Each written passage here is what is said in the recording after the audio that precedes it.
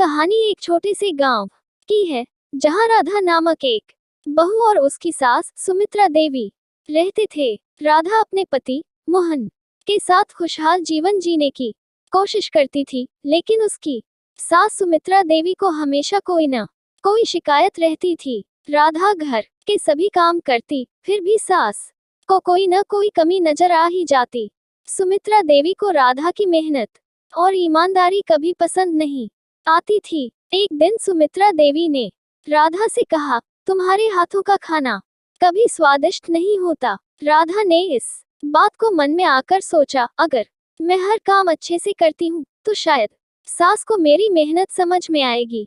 राधा ने फिर पूरे मन से घर के काम करने शुरू किए और खाना बनाने में भी और मेहनत की। एक दिन सुमित्रा देवी ने देखा कि राधा ने दिन भर घर के कामों में बुरी तरह मेहनत की और फिर खाना बनाने में भी कोई कसर नहीं छोड़ी। सुमित्रा देवी ने सोच लिया कि इस बार उसे कुछ अच्छा कहना चाहिए।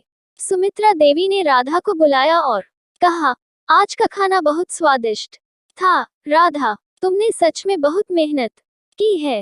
राधा को ये सुनकर खुशी हुई, लेकिन उसने सोचा कि यह बदलाव शायद सास के दिल से आया हो। समय बीतता गया और राधा की मेहनत और सास की नजरिया बदलने लगा। धीरे धीरे सास बहू के रिश्ते में भी बदलाव आया। अब सुमित्रा देवी ने राधा को अपनी बेटी की तरह समझना शुरू किया। वे दोनों एक दूसरे के साथ मिलकर घर के सभी काम करती और एक दूसरे का सम्मान करती। इस प्रकार सास बहू के रिश्ते में समझ और प्यार का एक नया अध्याय शुरू हुआ और घर में सुख शांति का माहौल बन गया।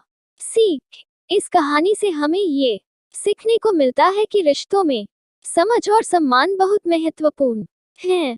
कभी कभी कुछ बदलाव समय के साथ होते हैं, लेकिन एक दूसरे की मेहनत और ईमानदारी को पहचानना जरूरी है।